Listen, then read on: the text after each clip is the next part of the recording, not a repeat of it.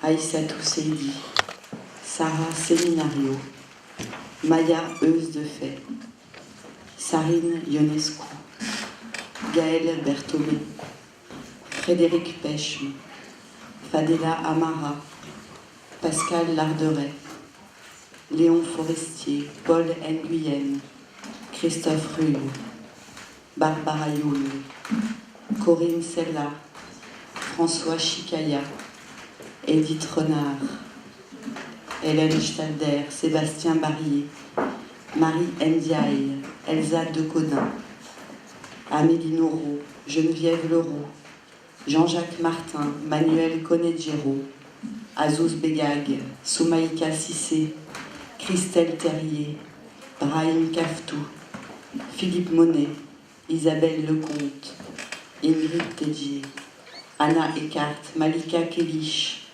Valentine Cohen, Philippe Marchand, Jean-Michel Buvat, Cécile Tournier, Julie Bordenave, Éric Pérez, Sylvie Janson, David Mera, Joanne Eschpuig, Fatima Debarros, Cécile Chevalier, Raphaël Albano, Joseph Ligoury, Simone Ligoury, Yvon Tranchant, Doumé, Andrés Boscamente, Christelle Asler, Quentin Pourchaud, Amélie Dubosc, Céline Rouche, Virginie Rabat, Géraldine Belbéoc, Nicolas Crespo, Frédéric Sonnet, Fanny Hetz, Jimmy Crochet, Gisèle Meunier, Brahim Kaftou, Soumaïka Sissé, Manuel Conegero, Amélie Nourreau, Geneviève Leroux, Hélène Stalder, Edith Renard, François Chicaya, Stéphane Bourris, Mohamed Bzioui, Claude Bonduel, Sébastien Roux, Abdou Karimba, Marc Tramoni, Mehdi Jaffar, Yasmina Kadra, Sébastien Jiménez, Sidi Larbi Cherkaoui, Barbara Young, Anne-Laure Manori, Sandrine Lebray, Paul Nguyen, Anne-Laure Manori, Dimitri Medvedev, Aïssatou Seydi, Sarah Seminario, Sarine Ionescu, Frédéric Pechme, Fadela Amara, Pascal Larderet, Corinne Sella, François Chicaya, Edith Renard, Hélène Stalder, Marie Ndiaye, Elsa Decaudin, Amélie Nourreau, Geneviève Leroux, Jean-Jacques Martin, Manuel Conegero, Azouz Begag, Soumaïka Sissé, Christelle Terrier, Gisèle Meunier, Ingrid Tedjier, Anna Eckart, Malika Kélich, Valentine Cohen, Philippe Marchand, Jean-Michel Buvat, Cécile Tournier, Mathieu Roy, Julie Bordenave, Éric Pérez, Joanne Eschpuig, David Mera, Fatima Debarros, Cécile Chevalier, Joseph Ligoury, Simone Ligoury, Yvon Tranchant, Doumé, Christelle Asler. Pauline Scherer, 32 ans, sociologue, habitant Montpellier. Abdou Karimba, d'origine malienne, 25 ans, informaticien, célibataire. Claude Bonduel, 45 ans, esthéticienne, mariée, mère de 2 enfants, habitant Sète. Paul Nguyen, 38 ans, asiatique, a un fils de 3 ans, tient une épicerie à Frontignan. Marc Tramoni, 30 ans, informaticien, habitant Lyon. Malika Kélich, arabe, 42 ans, a 2 enfants de 8 et 12 ans. Jean-Jacques Martin, militaire à la retraite, 75 ans, célibataire, vivant à Saint-Afrique. Mehdi Jaffar, 40 ans, marocain, vit en France depuis 2 ans, est arrivé avec un visa. Sa femme et ses enfants sont au Maroc, vit à Clermont-Lérault chez sa sœur. A été arrêté sur un parking à la Mosson à Montpellier. Léon Forestier, 63 ans, instituteur à la retraite, divorcé, père de 3 enfants, vit à Marseille. Aïssatou Seydi, 8 ans, noire, est en CE2 à l'école Lacanal à Sète. Yasmina Kadra, algérienne, écrivain. Jean-Michel Buvat, 18 ans, étudiant en droit à Lille, célibataire. Muriel Conegero, 52 ans, hôtesse de caisse, veuve, mère de 5 enfants, vivant à Marseille. Stéphanie Pain, 44 ans, mère de 2 enfants, comédienne, vit à Bordeaux. Sarine Ionescu vient des pays de l'Est, 70 ans, retraité du bâtiment. Ahmed Chenafa, 42 ans, sans papier, vit en France depuis 8 ans à Béziers, a une compagne et un beau-fils dont il s'occupe. Se trouve actuellement au centre de rétention à Sète. A commencé depuis plus de 3 semaines une grève de la faim. Constantin Bernardin Mbourou, jeune Gabonais de 23 ans, en France depuis 8 ans, avait ses papiers en règle mais a négligé de les renouveler. Étudiant en musicologie à Montpellier, arrêté au jardin du Pérou. Ayette Bouchra, 19 ans, fille d'immigrés, étudiante en BTS comptabilité. Gisèle Meunier, 68 ans, agricultrice, mère de 4 enfants, vivant à Frontignan. Bonjour et bienvenue à l'entretien de France 24. Depuis le 1er janvier, il est plus difficile de devenir français. Dorénavant, les candidats à l'émigration française devront signer la charte des droits et des devoirs du citoyen pour prouver donc qu'ils adhèrent aux principes de la République, la laïcité, la démocratie, l'égalité entre les hommes et les femmes. On en parle aujourd'hui avec mon invité, Éric Fassin, qui est sociologue à l'École normale supérieure. Merci beaucoup d'être avec nous aujourd'hui. Cette charte, au final, ces principes, la laïcité, la démocratie, l'égalité entre les hommes et les femmes, toutes de très bonnes choses, n'est-il pas souhaitable que ceux qui veulent venir en France montrent qu'ils acceptent, qu'ils comprennent que ce sont les principes de notre démocratie? Alors, la première chose qu'on pourrait peut-être rappeler, c'est qu'il n'est pas nouveau qu'on le leur demande. Alors, on va dire quoi de plus naturel? Au fond, nous voulons des Français qui croient à nos valeurs démocratiques. Le premier problème, c'est de savoir pourquoi on réserve cette exigence démocratique aux Français d'origine étrangère. Est-ce qu'on devrait demander aux Français de souche, de naissance, aussi peut-être, dans quelle mesure ils adhèrent à ces valeurs démocratiques? Nous ne sommes pas dans une société égalitaire. Simplement, nous imposons ce discours de l'égalité aux étrangers. Parce que c'est une manière de parler de l'immigration en la constituant en problème, en considérant que non seulement les étrangers sont un problème, mais même lorsqu'ils deviennent français, il faut s'en méfier un peu, parce que finalement, il ne suffit pas qu'ils soient intégrés, il faut aussi qu'ils soient assimilés. Autrement dit, on leur demande toujours plus, on voudrait toujours davantage monter la barre, mais ce que ça veut dire aussi, c'est que c'est une manière de s'assurer qu'il y aura toujours un problème. Parce que plus on monte là-bas, plus on pourra dire, vous voyez bien, ils ne sont pas conformes à nos attentes. Donc on constitue non seulement les étrangers, mais aussi les Français d'origine étrangère en problème. Le problème, c'est que dans le même temps, il me semble que la valeur démocratique la plus pertinente, on n'en parle pas, qui serait celle de l'antiracisme. C'est-à-dire que nous vivons dans une société qui revendique qu'au fond, peu importe votre couleur de peau, peu importe votre origine, or là, qu'est-ce qu'on nous dit? L'origine, ça importe beaucoup. C'est qu'au fond, il y a deux types de Français. Il y a ceux qui n'ont pas à faire la preuve qu'ils sont des bons démocrates et des bons républicains, et il y a ceux qui sont constamment soupçonnés de ne pas être conformes à la norme nationale. Hassan Alioui, 20 ans, marocain. Il est arrivé en France à 16 ans pour travailler avec son beau-frère qui a une entreprise de BTP à Millau. Il a souhaité suivre une formation soutenue par le réseau Éducation sans frontières et notamment par sa marraine, Cécile. Il est entré dans un lycée agricole privé, mais sa sœur a refusé les frais de scolarité. Il est donc retourné travailler sur les chantiers à Millau. C'est là qu'il a été arrêté par la police et conduit au centre de rétention à Toulouse. Philippe Marchand, enseignant à la retraite, 60 ans, marié, père de 2 enfants. Je vis à Bouzigues. Je suis très content d'être là aujourd'hui avec vous. C'est un sujet qui me tient particulièrement à cœur. Vraiment, je vous remercie de m'avoir invité. Mail numéro 1 de philippe.marchand@yahoo.fr, à Cécile, cécile.tournier@gmail.com, en copie à Claude, claude.bonduel@hotmail.fr. Jeudi 28 octobre 2011, 13h22, Port de Sète. Bonjour Cécile, je viens d'appeler Steph de la CIMAD au centre de rétention. Il confirme ce que j'ai déjà signalé hier soir à Claude, à savoir, le bateau n'est à quai que vers 14h30, il repart vers 19h30. Il n'est pas dans la procédure que l'attente de l'embarquement se fasse au centre. Hassan sera embarqué à bord, venant directement de son lieu de rétention vers les 15h30, 16h. Donc, nous ne comprenons pas l'horaire de 11h ou 11h30. Quelles sont vos sources? Quel est le point de départ d'Hassan avant 7? Phil. Je m'appelle donc Phil, enfin Phil c'est un surnom, je m'appelle Phil.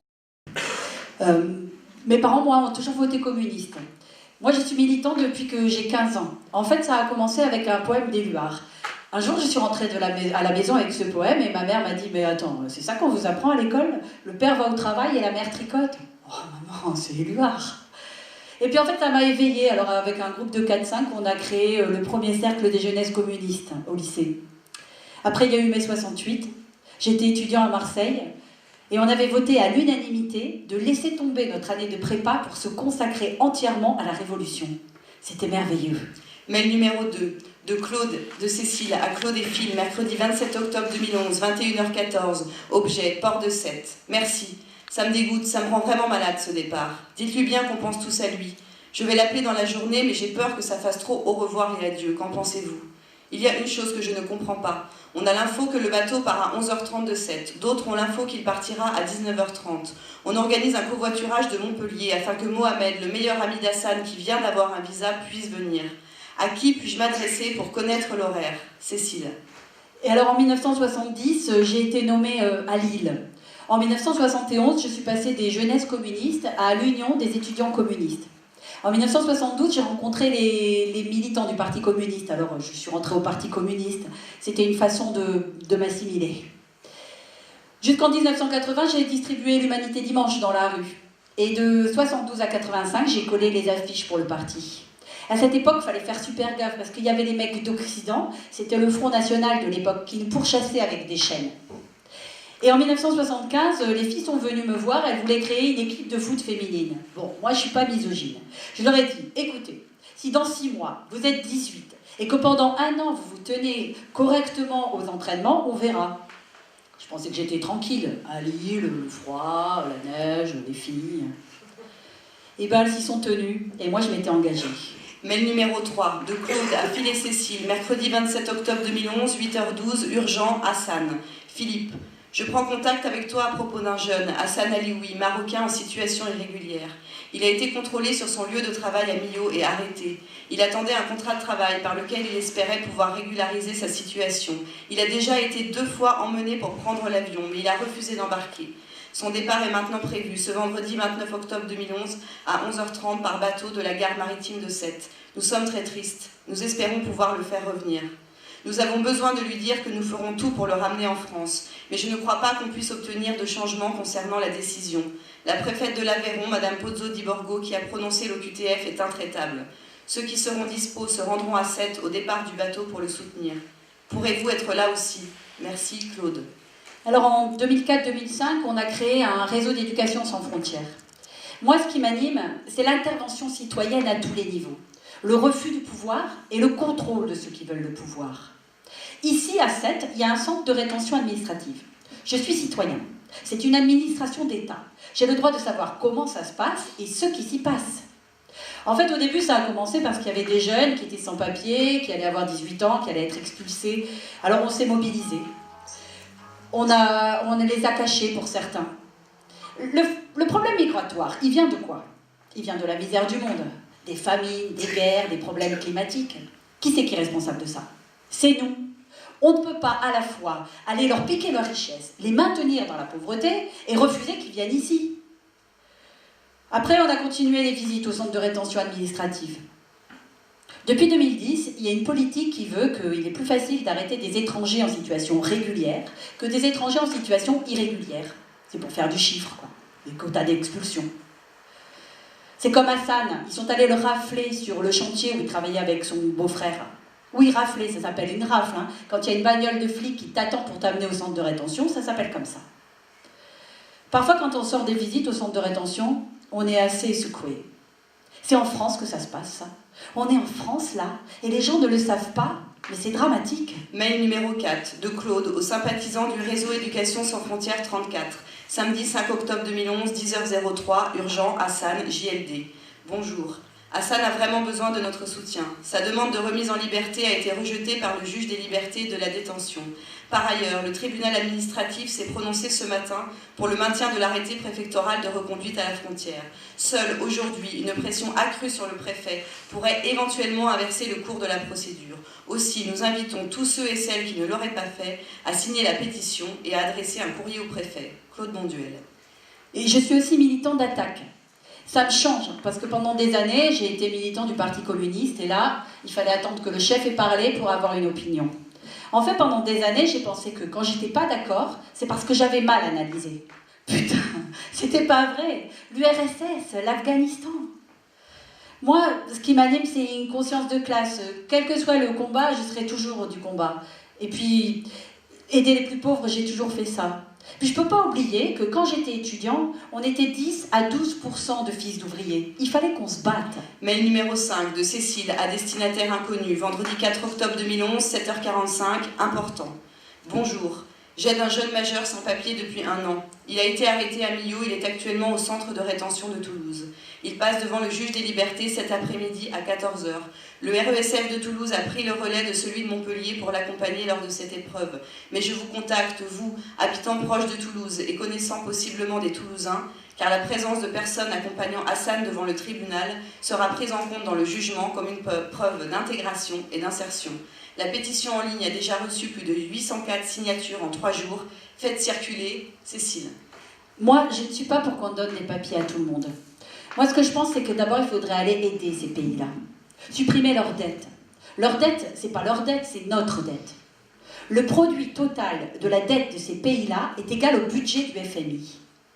Et puis, tu peux régulariser 100 000 sans-papiers, il y en a 100 000 autres qui arrivent. On ne peut pas enlever le problème migratoire de son contexte. Tout est lié à l'écologie, au capitalisme. C'est la résultante d'un dysfonctionnement planétaire. Une expulsion, ça coûte 25 000 €. C'est absurde. Moi, mes enfants, ils ne veulent pas militer. Ils disent que pendant des années, je me suis battue et que ça n'a servi à rien. C'est peut-être vrai.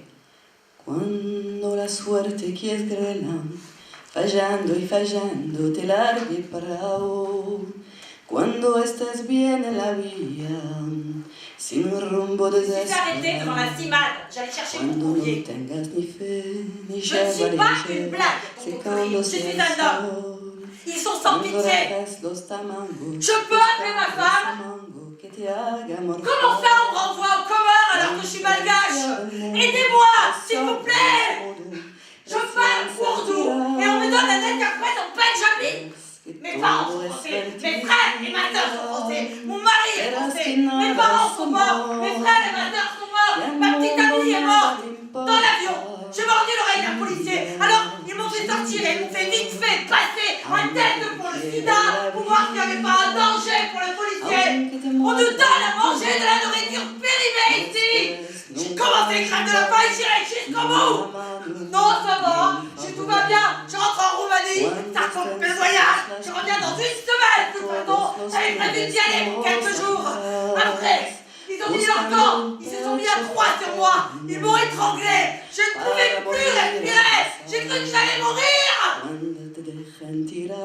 Después de cinchar lo mismo que a mí, cuando Manieski a tu lado se prueban la ropa. Je suis venue tout seul ici, à 16 ans, sans aucun papier, pas de carte d'identité, pas de passeport. C'est moi qui ai décidé de venir. Je suis venue pour travailler, pour mieux vivre. Je n'ai jamais fait de papier, de dossier, c'est trop la galère. Je voudrais retourner à l'école. À ceux qui sont au Maroc, je voudrais dire, ne venez pas. Si tu connais l'Europe, tu ne peux plus la quitter. Ça va tout changer moralement. Tu vas découvrir des choses que tu n'as jamais vues. Tu vas prendre des habitudes que tu ne peux plus quitter. Il me manque quelque chose.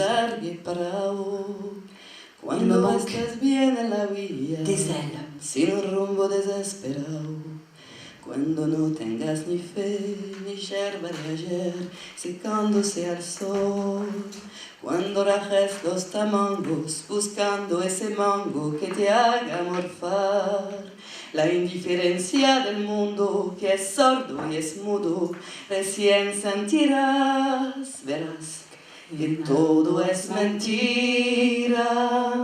Verás que nada es amor, que al mundo nada le importa. Gira, gira, aunque te quiebre la vida, aunque te muerda un dolor, no esperes nunca una ayuda, ni una mano, ni un favor. Cuando estén secas las pilas de todos los timbres que os apretás, buscando un pecho fraterno para morir abrazado. Cuando te dejan tirado después de cinchar lo mismo que a mí. Cuando mañana que a tu lado se prueba la ropa que vas a dejar. Te acordarás de este otario que un día cansado te puso a ladrar.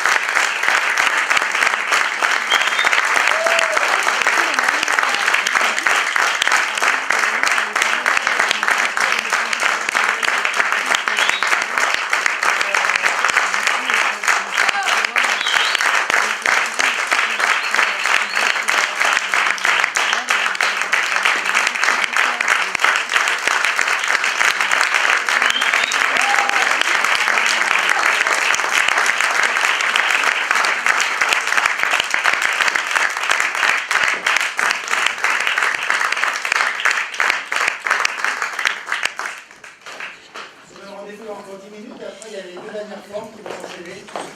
On va aller jusqu'à